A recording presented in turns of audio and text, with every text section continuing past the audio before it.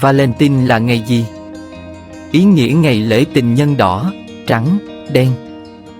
Valentine là tên đặt theo Thánh Valentine, người đấu tranh cho tình yêu đôi lứa. Ngày Valentine là ngày mà tình yêu đôi lứa được thế giới tôn vinh và hưởng ứng. Đây cũng là cơ hội để các cặp đôi khẳng định tình cảm hay các FA bày tỏ tình cảm với crush. Ngay bây giờ, hãy cùng Phước Nguyên TV 88 tìm hiểu chi tiết về ngày Valentine nhé. Một nguồn gốc, ý nghĩa ngày lễ tình nhân Valentine. Có rất nhiều giả thuyết về nguồn gốc của ngày Valentine. Một trong những truyền thuyết được chấp nhận nhiều nhất là truyền thuyết xuất phát từ La Mã. Đó là một câu chuyện về một vị linh mục tên Valentine dưới thời hoàng đế La Mã Claudius II. Đó là vào năm 270, đế quốc La Mã đã trải qua nhiều cuộc chiến tranh đẫm máu và không được lòng dân. Đa số các nam thanh niên đều không muốn tham gia vào quân đội. Hoàng đế Claudius II cho rằng nguyên nhân đến từ việc họ không muốn phải rời xa gia đình hoặc người yêu. Không chỉ vậy, ông còn cho rằng hôn nhân sẽ làm cho những người đàn ông trở nên yếu đuối. Do đó, Claudius II đã ban hành lệnh cấm kết hôn hoặc đính hôn để họ tập trung vào chiến tranh. Trong lúc đó, linh mục Valentine, bạn của Claudius II đã cùng với Thánh Marius bất chấp sắc lệnh vô lý này và tiếp tục bí mật cử hành hôn lễ cho các đôi trẻ. Sau khi bị phát hiện, cha Valentine bị bắt và bị kết án tử hình bằng cách kéo lê và ném đá. Vào buổi chiều, trước khi bị hành quyết, ông đã gửi cho cô con gái trẻ bị mù bẩm sinh của cai ngục Asterisus tấm thiệp Valentine đầu tiên. Trước đó, cô đã được ông chữa lành một cách thần kỳ. Trên tấm thiệp được ký tên Dan Vostro Valentino from your Valentine, từ Valentine. Cho đến ngày nay, các cặp tình nhân vẫn thường dùng cách ký tên này thay cho tên mình. Để tưởng nhớ và tôn vinh sự hy sinh của Thánh Valentine, nhân dân đã lấy ngày 14 tháng 2, ngày mà ông ra đi để làm ngày lễ tình nhân và tôn sùng ông thành vị thánh bổn mạng của các cặp đôi. Ý nghĩa ngày Valentine. Sau khi biết về nguồn gốc, chắc hẳn các bạn cũng đoán được ý nghĩa của ngày Valentine rồi đúng không? Lễ tình nhân là dịp để mọi người trên thế giới tôn vinh tình yêu đôi lứa, tình yêu giữa những người yêu nhau và rộng ra là tình cảm giữa bạn bè khác phái. Vào ngày này, người ta thường tặng nhau những món quà như hoa hồng, sô-cô-la hay những tấm thiệp để làm kỷ niệm và dành tặng nhau những lời chúc ngọt ngào, ý nghĩa. 2. Ngày lễ tình nhân Valentine 2023 diễn ra vào ngày mấy? Ngày lễ tình nhân Valentine sẽ diễn ra vào ngày 14 tháng 2 hàng năm. Đây có lẽ sẽ là ngày các đôi tình nhân mong đợi nhất của năm. 3. Có bao nhiêu ngày lễ Valentine? Có đến 3 ngày lễ Valentine trong năm là Valentine đỏ, Valentine trắng và Valentine đen. Mỗi ngày đều có ý nghĩa đặc biệt riêng. Ý nghĩa ngày Valentine đỏ. Valentine đỏ diễn ra vào ngày 14 tháng 2, là ngày lễ tình nhân truyền thống, nhằm tôn vinh tình yêu. Đây là ngày mà các đôi tình nhân trao nhau những món quà và bày tỏ tình cảm của mình dành cho nhau. Ý nghĩa ngày Valentine trắng. Valentine trắng còn được gọi là White Day, diễn ra vào ngày 14 tháng 3, sau ngày Valentine đỏ một tháng. Ngày lễ này được bắt nguồn từ Nhật Bản. Vào ngày này, các bạn trai sẽ tặng quà cho nửa kia của mình như một cách đáp trả tấm lòng của bạn nữ và bày tỏ sự yêu thương ngọt ngào. Ý nghĩa ngày Valentine đen. Khác với 2 ngày Valentine còn lại, Valentine đen, Black Valentine, là một ngày dành cho những bạn đang độc thân và những bạn đang tìm kiếm nửa kia của đời mình. Ngày lễ này có nguồn gốc từ Hàn Quốc, diễn ra vào ngày 14 tháng 4.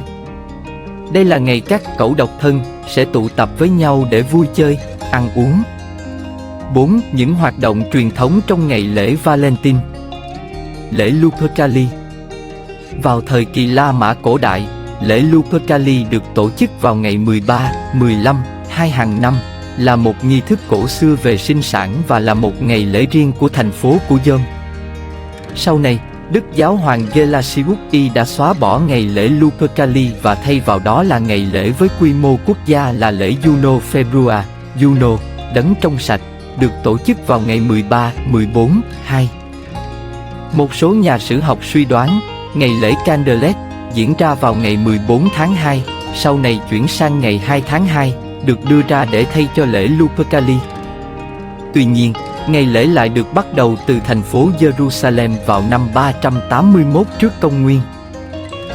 Những cánh chim tình của Châu Sơ.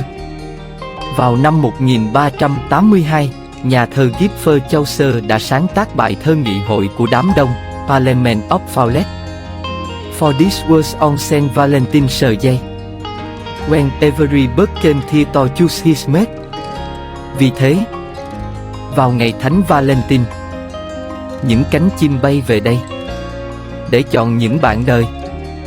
Bài thơ đã nhắc đến ngày lễ Valentine và những đàn chim cặp đôi tượng trưng cho một tình yêu đẹp.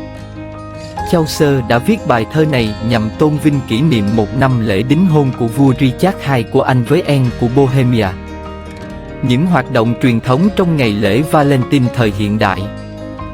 Năm 1977, quyển sách Thay Giăng Manser Valentine Writer do một nhà báo người Anh viết cùng những mẫu câu tình cảm dành cho những người trẻ tuổi mà họ không thể tự sáng tác được phát hành. Ngay sau đó, các nhà máy in đã bắt đầu sản xuất những tấm thiệp với lời chúc và những hình ảnh tình cảm, nó còn được gọi là máy Valentine. Cùng thời điểm đó, tem bưu chính cũng có sự hạ giá, nhu cầu của các mặt hàng thơ từ và thiệp bắt đầu tăng cao trong ngày lễ tình nhân. Từ đó hình thành cơ hội trao gửi những lá thư ẩn danh cùng sự phát triển mạnh mẽ của những tấm thiệp Valentine. Truyền thống tặng thiệp này vẫn được lưu truyền đến ngày nay. 5. Cách làm sô-cô-la Valentine ngon tặng người yêu. Cách làm sô-cô-la Valentine cực kỳ đơn giản, bạn chỉ cần một vài nguyên liệu như bột cacao, sữa bột, dầu dừa, đường, vani là đã có thể có những viên sô-cô-la thơm ngon tặng người yêu. Trước tiên, bạn cần chuẩn bị một nồi nước sôi và đặt một cái tô lên. Sau đó, cho lần lượt tất cả nguyên liệu bao gồm 55 g dầu dừa, 35 g sữa bột, 65 g đường xay, 45 g bột cacao, một muỗng cà phê vani rồi trộn đều đến khi hỗn hợp đồng nhất và sền sệt thì tắt bếp.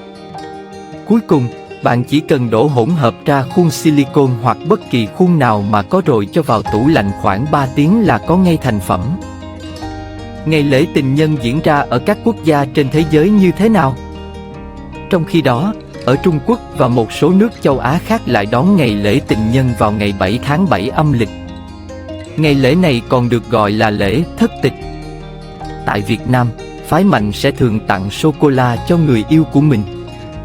Đặc biệt, tại một số nơi như Đà Lạt còn có tổ chức cuộc thi hôn tập thể, hay ở Nha Trang cũng từng tổ chức đám cưới tập thể dưới nước. Tặng người yêu lời chúc Valentine như thế nào hay mà ý nghĩa? Lời chúc ngọt ngào và chân thành là những lời tốt nhất để bày tỏ tình cảm của mình.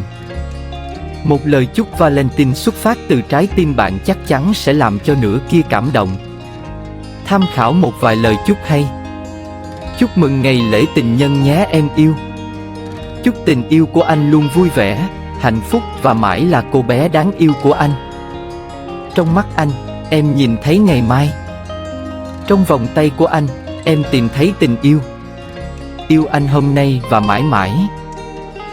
Làm cho em hạnh phúc là sở thích của anh, chăm sóc cho bạn là công việc của anh, bảo vệ em là nhiệm vụ của anh, yêu em là cuộc sống của anh. Happy Valentine Day. Cảm ơn chồng vì làm cho vợ vui và luôn cảm thấy hạnh phúc. Vợ cảm thấy rất may mắn vì được là vợ anh. Mong gia đình chúng ta mãi mãi bên nhau. Happy Valentine Day. Khoảng cách có thể ngăn cản anh nhìn thấy em, chạm vào em, nhưng không thể ngăn được tình yêu anh dành cho em mỗi ngày. Yêu xa là một thử thách lớn nhưng sẽ là một kết thúc tươi đẹp nếu chúng ta vượt qua được. Hãy cùng nhau cố gắng em nhé. Người tặng quà có nhất thiết phải là con trai?